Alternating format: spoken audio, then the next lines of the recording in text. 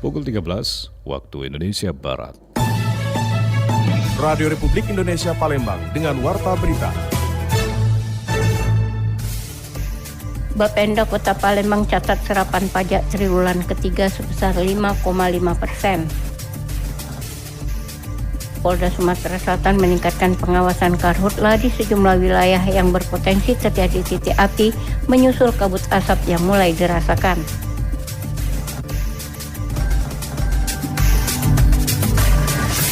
Itulah di antara informasi yang akan kami hadirkan siang hari ini, Selasa 13 Agustus 2024 yang berhasil dihimpun tim redaksi RRI Palembang. Bersama saya Haris Ansor, inilah Warta Berita selengkapnya.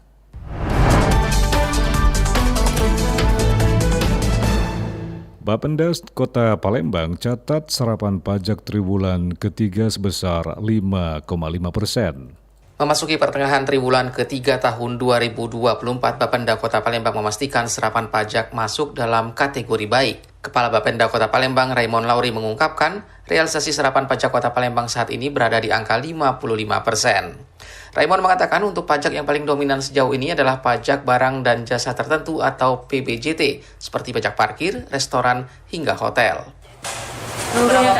Ya, kalau lihat trennya itu baik sih. Berapa persen seluruhnya, Pak? Angkanya di 55 ya. Ya, 55%.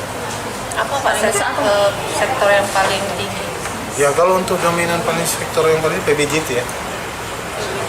Ya, pajak pembelian jasa tertentu ya. Seperti parkir, restoran, hotel.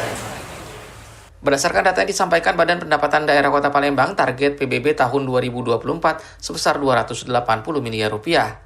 Menurut Raymond, untuk memaksimalkan serapan pajak di Kota Palembang, beberapa langkah akan dilakukan seperti sosialisasi, edukasi, dan imbauan melalui berbagai media guna meningkatkan kesadaran dan kepatuhan masyarakat dalam membayar pajak. Riana Pridani melaporkan. Polda Sumatera Selatan meningkatkan pengawasan karhutla di sejumlah wilayah yang berpotensi terjadi titik api atau hotspot menyusul kabut asap yang mulai dirasakan. Polres Ogan Ilir terus meningkatkan pengawasan potensi kebakaran hutan dan lahan, menyusul kabut asap yang hari ini mulai dirasakan warga Sumsel, khususnya Kota Palembang. Kota Palembang yang menjadi ibu kota berdekatan dengan Kabupaten Ogan Ilir, hari ini sangat terganggu akibat kabut asap dari kebakaran hutan dan lahan di Kabupaten Ogan Ilir. Sebelumnya Kapolda Sumsel Irjen Pol Rahmat Wibowo sudah menginstruksikan sejumlah wilayah potensi kebakaran hutan dan lahan seperti Ogan Ilir untuk meningkatkan kewaspadaan dan pengawasan terhadap kebakaran hutan dan lahan. Yang rawan karhutla itu adalah daerah-daerah yang dari tahun ke tahun lokasinya itu terus yang terbakar. Yang potensi karhutla itu daerah yang sebelumnya tidak terbakar, tetapi karena masyarakat melihat bahwa di situ bisa dijadikan ladang pertanaman, perkebunan, ladang, itu dibakar.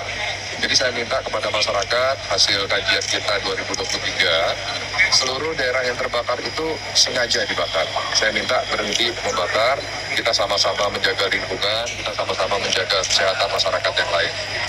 Sebelumnya dari data yang diinput RRI, selain Ogan Ilir, titik api sudah ditemukan di wilayah Muara Enim.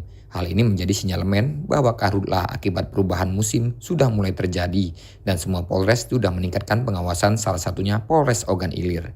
Dari Palembang, Sumatera Selatan, Aditya melaporkan.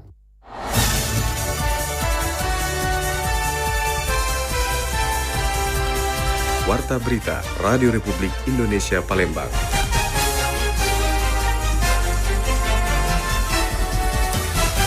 Kita beralih untuk informasi lainnya pendengar. KPU Kota Palembang mulai memberikan sosialisasi kepada pemilih pemula mulai dari tingkat SMA dan universitas. Komisi Pemilihan Umum Kota Palembang akan mengintensifkan sosialisasi menjelang pemilihan kepala daerah termasuk pemilihan wali kota serentak di Sumatera Selatan pada bulan November mendatang. Mulai awal Agustus, KPU Kota Palembang akan memfokuskan sosialisasi kepada pemilih pemula mulai dari tingkat sekolah menengah atas hingga mahasiswa. Selain itu, sosialisasi akan dilakukan juga di tingkat kelurahan.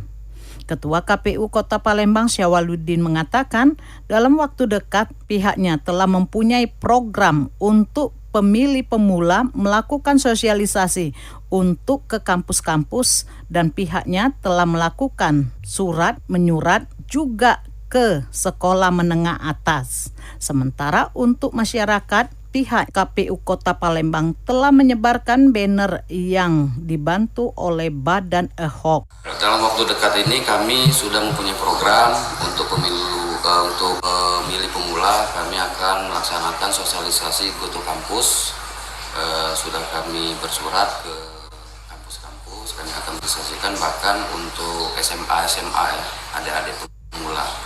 Dan untuk di masyarakat, kami juga sudah menyebar banner-banner yang dibantu oleh rekan-rekan Badan Ad-Hoc. Di awal bulan ini, Agustus, kami akan sosialisasi ke tingkat kelurahan.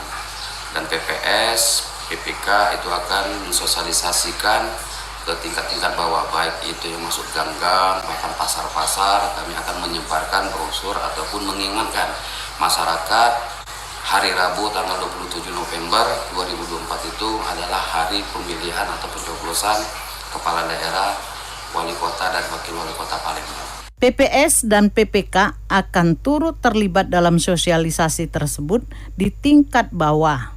Berdasarkan pengalaman dari pelaksanaan Pilpres dan Pileg pada bulan Februari lalu, sosialisasi terbukti efektif dalam meningkatkan partisipasi masyarakat. Lamsihar Silitonga melaporkan.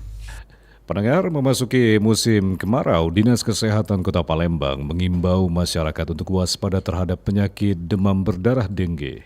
Memasuki musim kemarau, berbagai ancaman penyakit sering timbul saat musim kemarau, seperti penyakit infeksi saluran pernapasan akut atau ISPA, penyakit pencernaan, diare, atau demam berdarah dengki atau DBD yang cenderung meningkat. Hal tersebut dikarenakan perubahan suhu lingkungan dan cuaca yang berdampak pada kesehatan, serta mengganggu sistem kekebalan tubuh manusia. Perubahan cuaca yang tiba-tiba ini membuat tubuh manusia perlu beradaptasi. Kepala Dinas Pencegahan dan Pengendalian Penyakit Dinas Kesehatan Kota Palembang, Yudi Setiawan mengatakan, pancaroba merupakan musim peralihan seperti saat ini. Samping itu juga kebersihan lingkungan ya, pada saat akan mengolah makanan ya, makanan harus benar-benar bersih, lalu dipastikan bahwa makanan dimasak sudah benar-benar masak ya, baik itu makanan daging, sayur mayur ya, lalu konsumsi makan makanan bergizi juga ya, banyak cairan ya, makanan yang mengandung protein ya, gizi seimbang itu juga harus diterapkan ya. Samping itu juga kebersihan lingkungan ya, sampah yang berserakan ya, yang mungkin akan menjadi tempat perkembangbiakan nyamuk itu juga harus kita bersihkan ya. Ia menjelaskan pada saat terjadinya perubahan cuaca, sistem imun tubuh akan melakukan penyesuaian dengan kondisi cuaca sekitar. Hal tersebut yang menyebabkan imun lebih rentan terkena penyakit, ditambah dengan lingkungan yang kurang sehat. Yudi berharap masyarakat dapat melakukan perilaku hidup bersih dan sehat atau PHBS dengan cara sering mencuci tangan sebelum makan, mengkonsumsi makanan bergizi, banyak minum air putih, berolahraga, dan membiasakan diri membersihkan lingkungan sekitar. Muhammad Irfan, RRI Palembang, terus mengudara untuk Indonesia. Warta berita ini disiarkan oleh Program 1 Radio Republik Indonesia Palembang. Anda juga dapat mendengarkan dan mengakses audio streaming kami di www.rri.co.id dan aplikasi RRI Digital pada smartphone Anda.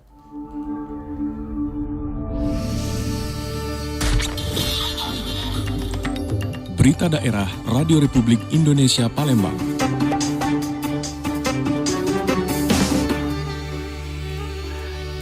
Baik, benar, kita beralih untuk informasi lintas daerah. Dari Banyuasin diberitakan peringatan Hari Pramuka atau Kuarcap Gerakan Pramuka Banyuasin harapkan anggota berpegang pada nilai Pancasila dan menjaga keutuhan NKRI. Dalam memperingati Hari Pramuka yang jatuh pada tanggal 14 Agustus, tema Pramuka ke-63 tahun 2024 adalah Pramuka berjiwa Pancasila menjaga NKRI. Dalam rangka memperingati Hari Pramuka ke-63, tema tahun ini adalah Pramuka Berjiwa Pancasila Menjaga NKRI. Sekretaris Kuartir Cabang Gerakan Pramuka Kabupaten Banyuasin, Latif, menjelaskan bahwa tema ini mencerminkan harapan agar setiap anggota Pramuka tidak hanya berpegang pada nilai-nilai Pancasila, tetapi juga turut aktif menjaga keutuhan Negara Kesatuan Republik Indonesia. Sebagai bagian dari perayaan, Kuartir Cabang atau Kuarcap Banyuasin telah melaksanakan berbagai kegiatan. Pada tanggal 9 Agustus 2024, Latif mengungkapkan bahwa pihaknya telah mengadakan aksi kebersihan serentak di lingkungan Kuartir Cabang, Ranting, dan Gugus Depan. Selain itu, kegiatan lain meliputi pembersihan di Taman Makam Pahlawan, ulang janji dan renungan, serta upacara peringatan Hari Pramuka akan dilaksanakan pada tanggal 13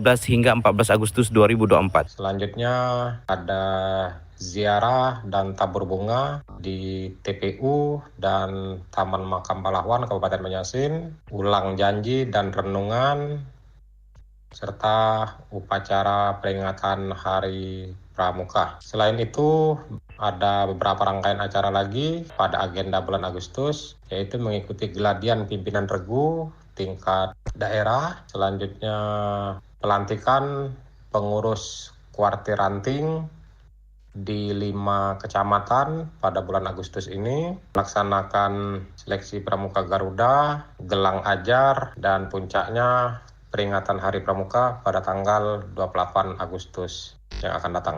Dikatakan Latif, peran pemerintah Kabupaten Banyuasin dalam mendukung gerakan pramuka sangatlah penting, terutama melalui bantuan dana hibah. Hal ini sesuai dengan Undang-Undang Nomor 12 Tahun 2010 yang mewajibkan pemerintah pusat dan daerah memberikan dana kepada organisasi pramuka sesuai dengan kemampuan keuangan daerah. Untuk itu, Latif mengharapkan agar sinergi antara pemerintah dan organisasi pramuka dapat terus berlanjut. Dirinya juga menyatakan dukungan penuh untuk program-program pemerintah Kabupaten Banyuasin yang bertujuan mencerdaskan dan membentuk karakter anak bangsa. Dengan perayaan ini, diharapkan pula gerakan pramuka dapat terus membangun citra positif dan berkontribusi pada kebangsaan serta keharmonisan NKRI. Dari Kabupaten Banyuasin, Muhammad Maulana, RRI Pro 1 terus mengudara untuk Indonesia. Kita beralih untuk informasi terakhir pendengar dari dunia olahraga.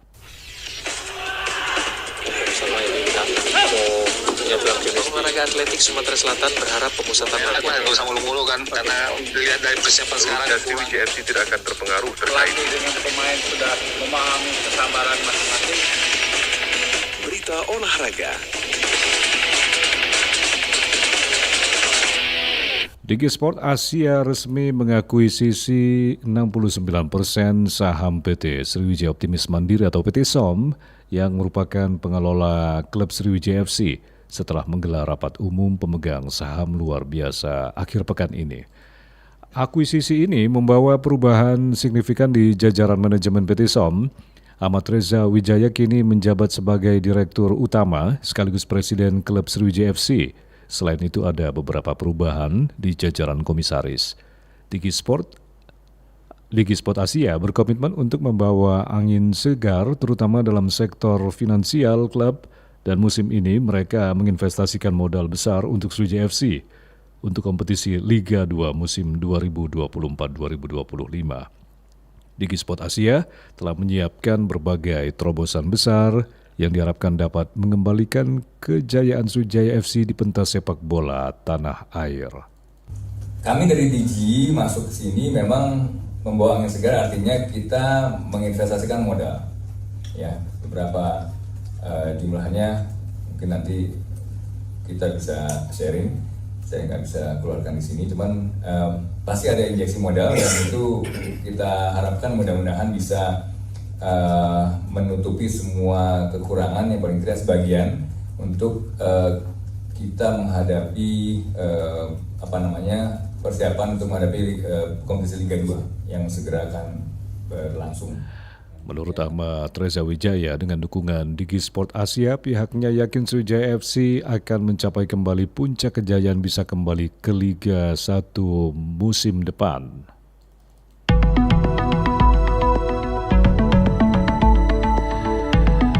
Informasi tadi mengakhiri Warta Berita siang ini. Informasi lainnya dapat Anda akses melalui website kami di rri.co.id. Kami juga membuka ruang aspirasi bagi Anda untuk menyampaikan sejumlah persoalan dan peristiwa yang berada di sekitar Anda melalui line WhatsApp kami di 082179279090. Mewakili kerabat kerja yang bertugas saya, Haris Ansor.